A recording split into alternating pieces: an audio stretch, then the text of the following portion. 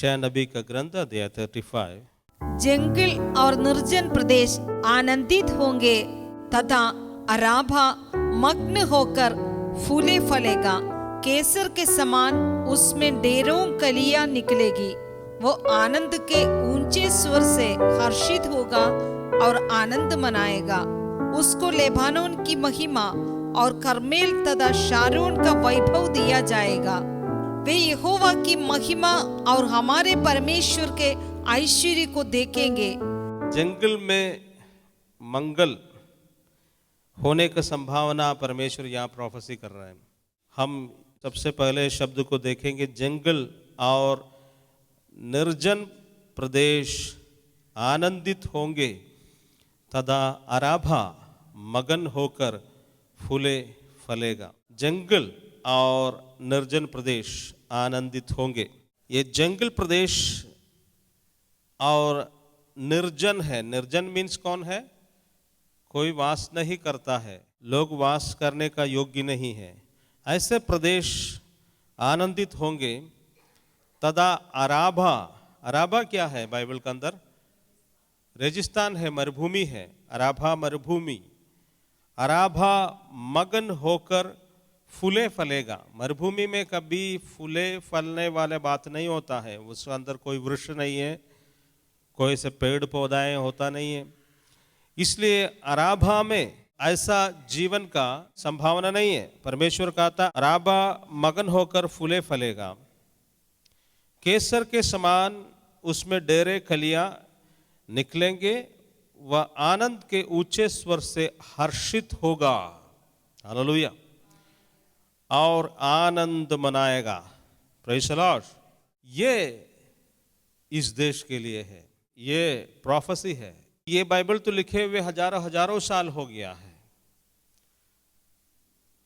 हर पीढ़ियों में 100-100 साल, कम से कम 100-100 साल के हिसाब में देखिएगा, हर पीढ़ियों में जहां पर परमेश्वर का अनुग्रह नहीं मिले हुए प्रदेशों में, जहां पर परमेश्वर का अनुग्रह बिल्कुल नहीं था, ऐसे जगहों में हर पीढ़ी के लोग इसी वचन को घोषणा करके वहां पर निर्जन प्रदेश को आनंदमय बनाया था। यही वचन को घोषणा करके ऐसे अराबा का तरह जो देश से था, उन देशों में उसने फूले फलने का अवस्था को खड़ा किया है। निर्जन प्रदेश में लोग वास करने का लायक बना दिया यही वचन पिछले पीढ़ियों में। और जहां पर जल नहीं है वहां पर जलधाराएं फूट निकलने लगा इसी वचन से। द सेम थिंग यहां भी होगा। ये पीढ़ियों इस वचन के द्वारा, जहां पर परमेश्वर का अनुग्रह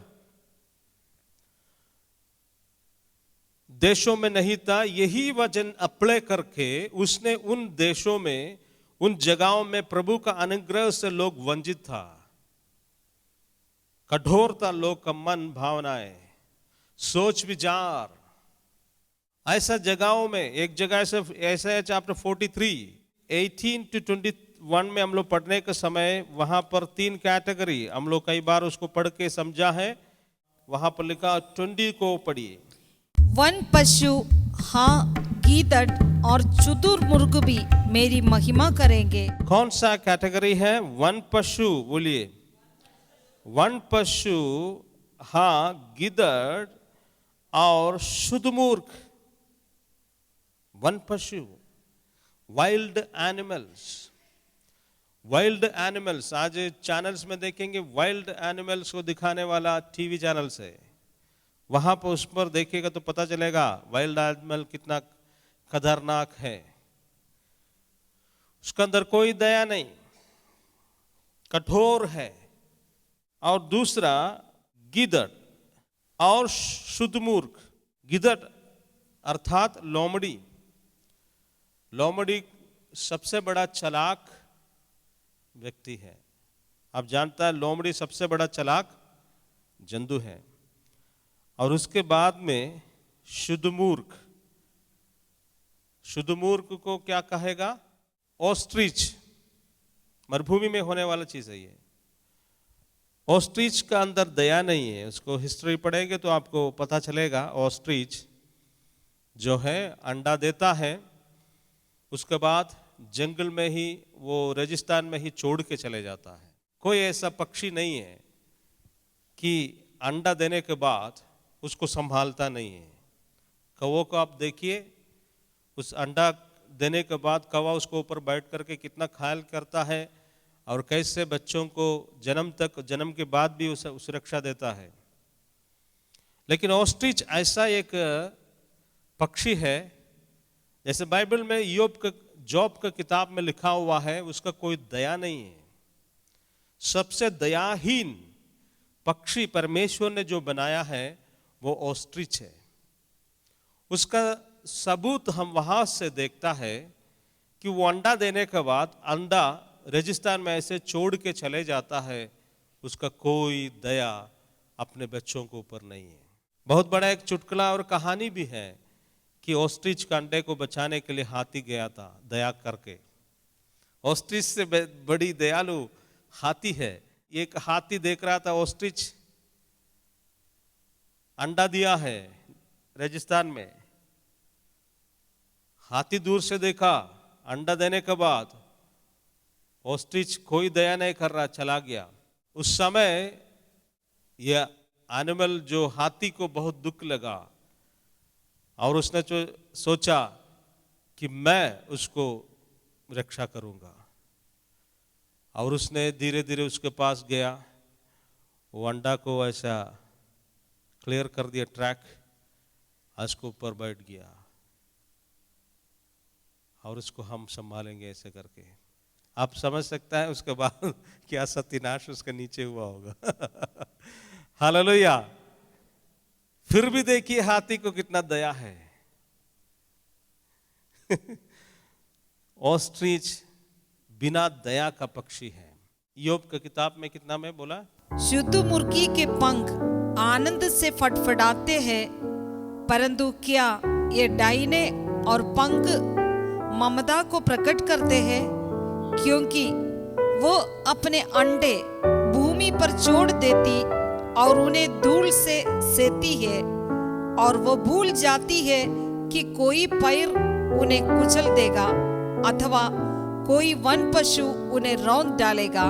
अपने बच्चों से ऐसी क्रूरता का व्यवहार करती है मानो वे उसके बच्चे नहीं, चाहे उसकी पीड़ा व्यर्थ हो जाए फिर भी वो इसकी चिंता नहीं करती, क्योंकि परमेश्वर ने उसे बुद्धिरहित बनाया और उसे समझ नहीं दी है। परमेश्वर ने ऐसा एक पक्षी को बनाया, उसका अंदर समझ नहीं है, विवेक नहीं है। विवेकहीन होने के कारण ऐसा दयाहीन होता है। विवेकहीन, दयाहीन ऐसा पक्षी मरुभूमि में जो होता है, उसी का प्रभु ने लेकर के वर्णन किया है निर्जन प्रदेश में।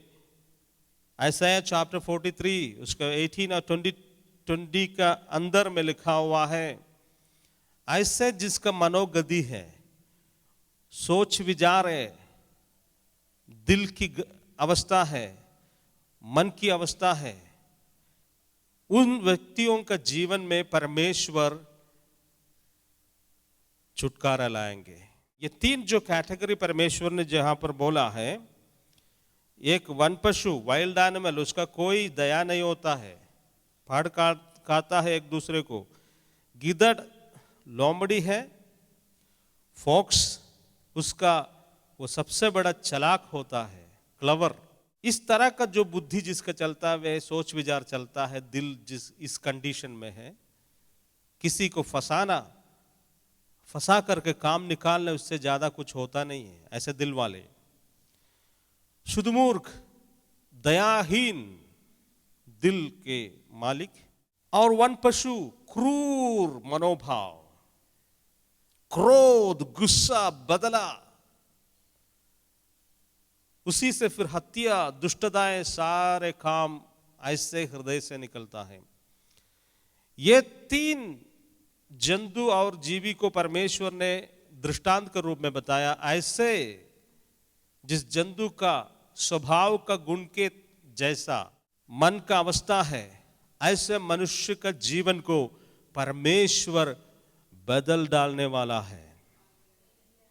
और इस व्यक्ति को कोई ऐसा चीज नहीं बदल सकता है, कोई साइकेट्रिक या फिर कोई ऐसा टीचिंग या कुछ ऐसा मानुषिक एक्सरसाइज से इसका जीवन नहीं बदलेगा। केवल परमेश्वर ही उसका जीवन को बदल सकता है। केवल पवित्र आत्मा का शक्ति, प्रभु यीशु मसीह का लहू उसका जीवन को चेंज करेगा। इसलिए लिखा हुआ है एजेकियल चैप्टर 36 में कहा था कि तुम्हारे पत्तले हृदय को मैं हटाऊंगा और रक्त और मांस का एक हृदय मैं तुमको दूंगा।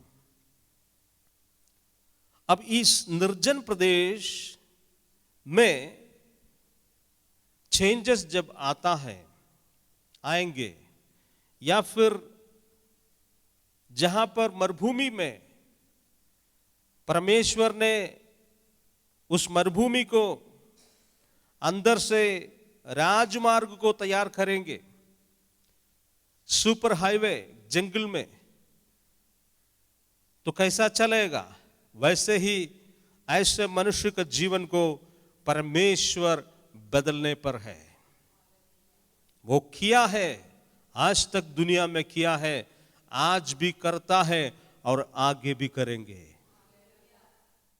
अब ये परमेश्वर का काम है। हम क्या कहेंगे, हम क्या बोलेंगे इसके ऊपर? वो कैसे करेगा वो प्रभु जानता है। हमारा कोई बुद्धि इसमें नहीं चलेगा। प्रभु का वचन कहता है, मैं निर्जन प्रदेश को आनंदित करने वाला हूं, अराबा महान होकर के फूले फलने वाला हूं, केसर के समान उसमें ढेरे खलियां निकलेंगे। वह आनंद के ऊंचे स्वर के हर्षित होगा और आनंद मनाएगा। हालेलुया।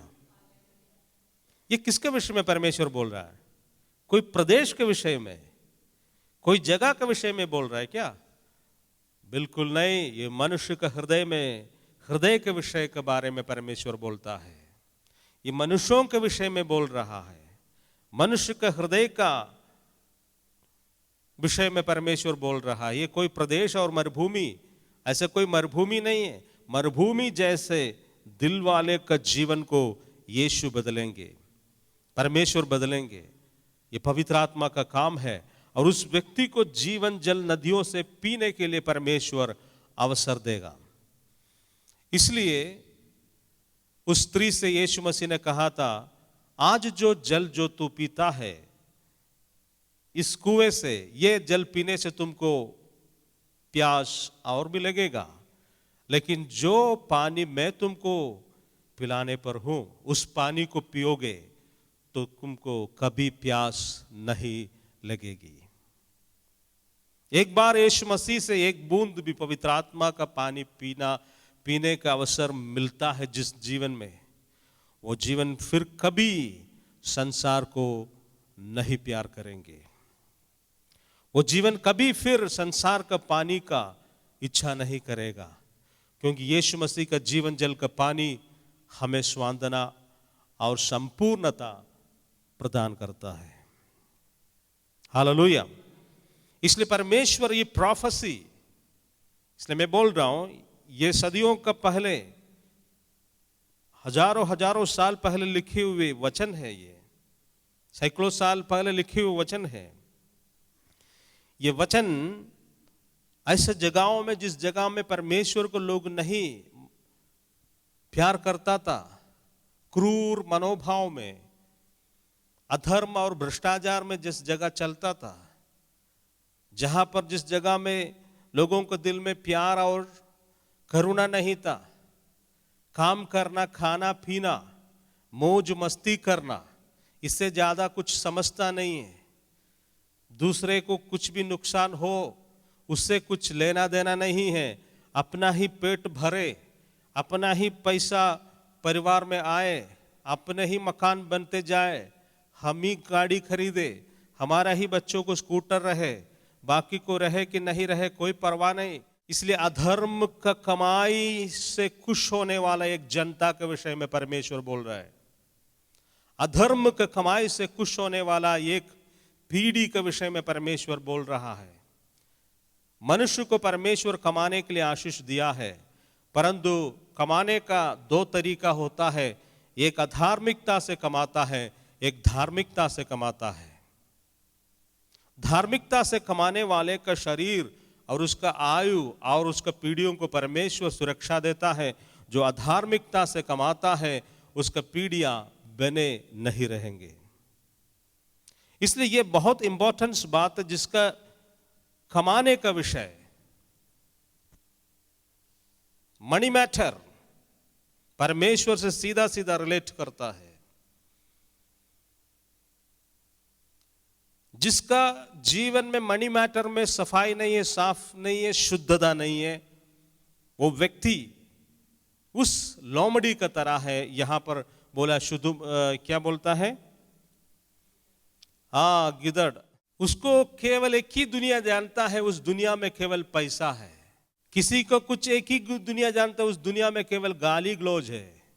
किसी को केवल एक ही दुनिया जानता है, बदला लेना, गुस्सा और नफरत। इस दुनिया में वो जीवित है। ऐसा व्यक्ति को परमेश्वर बोलता है, उसका जीवन में परिवर्तन लाने के विषय में बोल रहा है। वो परमेश्वर इस देश में करने के लिए जा रहा है। लोगों का दिल में परिवर्तन वो देने के लिए जा रहा है। दिल में परिवर्तन नहीं है तो फिर किसी में भी परिवर्तन होने से फायदा नहीं है। मन का चेंजेस जीवन का परिवर्तन होता है। परमेश्वर उस अवस्था को चेंज करने के लिए जा रहा है। तथा गूंगा अपनी जीभ में जय जयकार करेगा, क्योंकि जंगल में जल के सोते तथा अराबा में जलधाराएं फूट निकलेगी।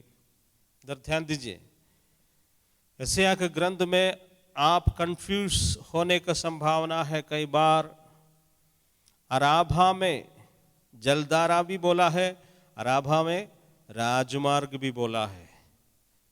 43 में कुछ बोला है, दोनों इधर उधर करके बोला हुआ है। तो अराबा में ही, अर्थात मरुभूमि में ही, वहां पर नेशनल हाईवे का भी प्रभु ने प्रतिज्ञा किया है, और उसके साथ में वहां पर नदियों को भी वो बहाने के लिए इच्छा कर रहा है। हालेलुया। इसलिए अराबा जैसे मरुभूमि में जलधाराएं फूट निकलना, इट इज इम्पॉसिबल।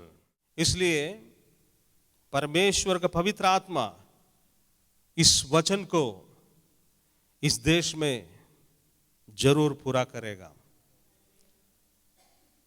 और ये वचन परमेश्वर का पवित्र आत्मा इस देश में पूरा करेगा।